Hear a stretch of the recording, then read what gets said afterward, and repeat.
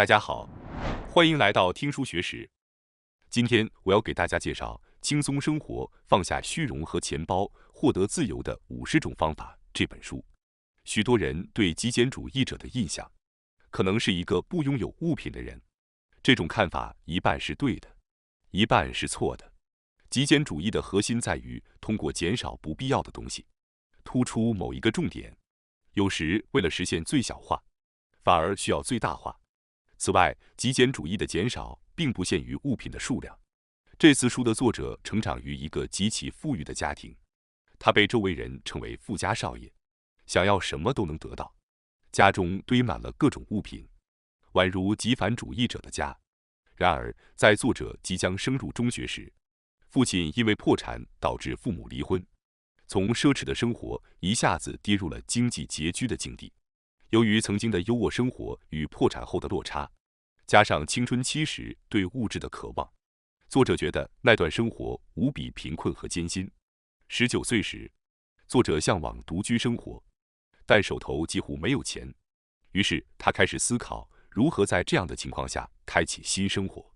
最终，他在一篇博客中发现了一种生活方式，不拥有一般人认为必须的家具和家电，却依旧幸福地生活着。被这种生活方式深深吸引后，作者的极简生活就此展开。这听起来是不是很有趣呢？今天视频的内容包括以下3个部分：第一，让生活变得自由；第二，自由支配物品和时间；第三，让人际关系变得自由。首先是第一部分，让生活变得自由，开始解说吧。作者现在住在福冈县的一间单人公寓里，月租仅2万日元。房间里几乎没有任何家具和家电，没有冰箱、电视、桌子或床，甚至连储物空间都没有。作者在用餐时将盘子放在窗台上，阅读或喝热茶时也会坐在窗边。然而，作者依然过着非常舒适的生活。作者认为，节省房租的关键在于房龄，即便是年代久远的建筑，只要结构牢固，也完全没问题。此外，没有电梯的公寓往往不受欢迎，租金也较低。作者认为，上下楼梯还能帮助缓解运动不足呢。房间虽然狭小，但正因如此，房租低廉且生活简便。许多人可能认为房子越大越好，但作者认为，未来的小户型才会成为主流。事实上，在消费文化发达的美国，如今，一种叫做微型住宅的生活方式正逐渐流行，尽量减少物品，用小空间生活。小空间中的自由与幸福，住在狭小的房子里，不仅可以节省房租，还能让您随心选择居住地点，同时打扫起来也更加轻松。最重要的是，省下的钱可以让生活和时间变得更加自由。追求面子消费往往会导致幸福感降低。追逐豪宅或豪车等身份象征的人，反而会感到不快乐。作者在自己的极简生活中深刻体会到了这一点。未来，拥有最少物品的生活方式将成为最强的生存策略。在他的房间里，作者精心保留了少量自己最喜欢的物品，为自己创造了一个充满余裕的奢华空间。房间越小，生活和内心反而越能感受到自由与舒适。作者的房间几乎没有一般家具，当然也没有床，他睡在地板上。您可能会问，为什么要做到这种程度？其实这是有原因的。作者开始在地上睡觉的契机是发现了一项研究数据，指出高档床垫和日本的传统榻榻米睡眠的质量是相同的。为了提高睡眠质量，使用高档床具似乎是理所当然的，但并不止于此。早晨晒太阳、睡前不看手机、规律的饮食和运动等日常生活习惯也有很大关系。如果研究数据表明床具对睡眠质量没有影响，那么使用床具和睡在地上就成了思维和个人喜好的问题。当然，作者的房间里也没有冰箱。其实，作者的极简主义生活就是从搜索没有冰箱的生活开始的。没有冰箱的生活乍看起来可能会觉得不方便，但实际上却是有很多好处的。作者所经历的积极变化吧，因为无法保存食物，他开始只吃新鲜的食材，觉得吃东西很麻烦，生活变成了一天一餐，家里没有冰箱，便没有一次性大量购买食材的想法，家里也不会被多余的食物塞满。这不仅能节省开支，还能防止因为再吃一点吧的诱惑导致的过量进食。最终，作者的生活变成了每天一餐，这使他获得了超健康的身体。这种一天一餐的生活在许多健康书籍中都有介绍。对于适合这种生活方式的人来说，效果是显著的。同时，吃常温保存的食材也是没有冰箱的一个好处，因为没有冰箱，它增加了使用罐头、干货等常温保存的食材和调味料的机会，比如鱼罐头、牛油果、豆浆、蔬菜汁、海苔、芝麻和糙米等健康食品。喜欢喝常温饮料也是一个好处，冷饮会使肚子受凉，降低体温，所以喝常温的东西更健康。这表明即使没有冰箱，人们也能很好的生活，并且通过这些变化，发现反而有很多好处。没有冰箱，意味着他开始吃新鲜的食材，节省了开支，避免了过量进食。没有冰箱的生活，反而让人更接近本应有的自然生活。此外，没有冰箱还可以有效防止过量进食，比如晚上临睡前觉得有点饿，打开冰箱看到里面有苹果或酸奶，可能就会吃掉。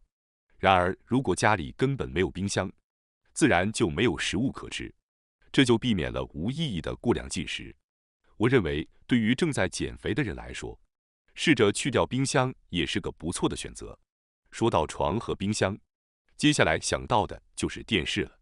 作者的房间几乎没有一般的家具，没有电视，房间就会变得宽敞很多。为了购买电视而浪费的时间和花费几万、几十万日元的开支也不存在。而最重要的是，自主支配的时间变得更多。我们都可能经历过这样的情况：没有想看的节目，却在沙发上无意识地玩遥控器，最后发现自己已经在电视机前躺了几个小时。看着电视的闲散时间一旦消失，反而可以用来阅读等自发活动。花费时间在被动的娱乐上会让人感到浪费。如果有些人总是抱怨没时间去做新事物，但却不断看无意义的电视，或参加不愿意去的聚会，这实际上是在消耗自己的时间。他们没有意识到自己生活方式的被动，只有被迫接受这种行为。不过，完全不看电视也会让人觉得无聊。现在即使没有电视，也可以观看电视节目，在手机和电脑上观看节目。问题在于，依然坐在电视前，被动的观看节目，这种观看方式是个问题。高效享受电视的秘诀，实际上就是不拥有电视。其实很多人不仅仅是家具，难以减少物品。如果真的想减少物品，有一个绝对有效的方法，那就是搬到一个比现在更小的地方。如果搬到一个小房间，必然需要强制性的减少物品。经历过搬家的朋友可以回想一下，当时整理东西，扔掉了很多物品的情景。改变一个人，不在于意志的力量，而在于环境的力量。与其努力去扔掉东西，不如把这种努力投入到改变环境中去。这样，随着环境的变化，自己的行为自然也会改变。大家常常忘记，拥有东西是需要成本的。为了不实用的东西而住在宽敞的房间，就等于为过多的空间支付无谓的房租。相反，如果能减少不必要的东西，就会在狭小的空间中感到满足。因此，即使在租金较低的房间，也不会觉得局促。更重要的是，拥有更少的物品和更小的空间，可以提高活动的灵活性。例如，作者在搬家时的初期费用仅为6万日元，退房费用只有2万日元。也就是说，如果选择类似的房子，可以很容易以约8万日元的预算搬家，用8万日元改变环境，实在是非常划算。利用搬家的强制性来放弃物品的习惯，确实是一个相当有效的方法。接下来是第二部分，自由支配物品和时间的主题。作者基本上不使用现金，那么他是如何支付的呢？据说几乎都是通过 iPhone 来完成的。在附近的超市或或乘坐电车等日常生活中的大多数支付，都可以用 iPhone 来完成。如果有 iPhone，几乎可以解决所有问题。还有就是家庭开支记录的自动化，现金支付难以留存记录，管理往往变得模糊不清。最重要的是，现金有丢失的风险，而信用卡和电子货币可以停止支付功能。关于作者的金钱使用方式，可能会有这样的印象：作为极简主义者，购买时只会选择最少的东西。然而实际上并非如此。例如，作者选择购买大型智能手机，因为大家通常认为极简主义者会选择小的物品，所以会有人问，为什么选择这么大的手机呢？小的不是更好吗？作者选择大型智能手机的原因是，因为面对屏幕的时间较长，如果屏幕太小会导致眼睛疲劳。他常常阅读电子书，使用手机记录笔记，因此他曾经尝试过购买平板电脑，但拥有智能手机和平板电脑2台设备带来了压力，所以最终选择了拥有一部大屏幕的智能手机。对他来说，这是最优解。作者非常讨厌淋雨，因此会购买大号的雨伞，因为要尽量减少淋湿，就绝对需要一把大的雨伞。此外，作者还会同时拥有一把普通雨伞和一把折叠伞。在下小雨的时候，携带大伞会觉得很麻烦，但在大雨倾盆的时候，还是希望能用大伞来避免被淋湿。可能有人会想，即便是极简主义者，也要带这么多伞吗？然而对作者来说，不被淋湿是优先考虑的事项，他不会妥协。为了应对这种情况，他只是在必要时携带相应的物品，这并没有浪费。就像这样，因人而异，必要的物品也会因个人的不可妥协的原则和环境而变化。要成为极简主义者，关键不在于执着于物品的数量，而是要聚焦于必要的最小限度，并识别出所需的东西。作者的房间里几乎没有什么东西，只有一件特殊的物品，这是一个智能 LED 灯泡，可以通过 iPhone 远程控制，改变灯光的颜色。当他想放松时，会选择蓝色；想集中注意力时，会选择纯白色。能够根据自己的状态选择颜色，这成为了作者生活节奏的重要组成部分。正因房间内没有其他东西，这种照明效果显得格外突出。为了强调某些事物，去除无谓的东西，这正是极简主义所追求的。为了追求极简，关键是要从自己的角度去决定应该强调的点，这将在反复的购买、拥有、思考和放弃中逐渐找到。消费会让人厌倦，依赖金钱消费来感受幸福的人，终其一生都无法获得真正的幸福，也无法摆脱奴役般的生活。对此，您是不是感同身受呢？感受到物品消费带来的喜悦的人，往往需要为金钱而削减自己的时间，不断的工作。若不继续购买物品，就无法获得幸福。那么，成为极简主义者也会很困难。为了摆脱通过消费来发泄压力的状况，您认为该怎么做呢？答案就是转变为生产者，而不是继续消费。消费意味着您在支付金钱的同时成为接受者，例如可能只是因为发薪日而购物，或者为了面子而购买不必要的奢侈品和限量品，甚至是为了不情愿的聚会而勉强参加，这些都是消费的例子。而生产则意味着您自己创造并成为给予者，例如您可以在社交媒体上分享自己的文章、照片或视频，写书籍和电影的评论在博客上，或者做饭给家人享用，这些都是生产的表现。您是继续支付金钱成为物品的奴隶，还是掌控自己的生活？这完全取决于您自己的选择。如果您从消费转向生产，就能够自己创造幸福。例如，像观看电视这样的被动娱乐。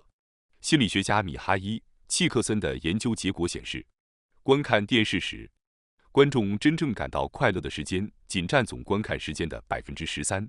换句话说，观看1小时电视，实际上只有8分钟是快乐的。